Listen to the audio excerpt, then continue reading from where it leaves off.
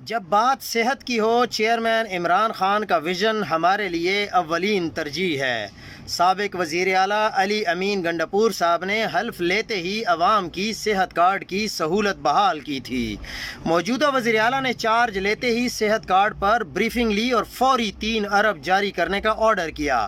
موجودہ سال میں وزارت خزانہ نے صحت کارڈ میں 41 ارب روپے مختص کیے ہیں، پچھلے سال کے 36 ارب کے مقابلے میں۔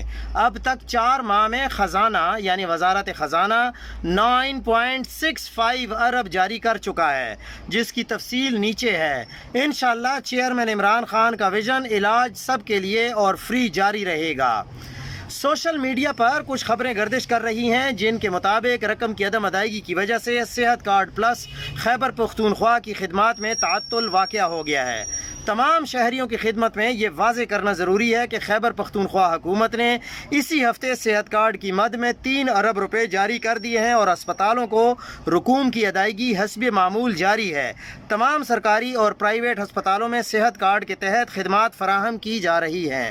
کسی ایک اسپتال کا رقوم کی ادائیگی کے باوجود صحت کارڈ خدمات کو روکنے کا حکومت جائزہ لے رہی ہے اور اس سلسلے میں مناسب اقدامات بھی کیے جائیں گے۔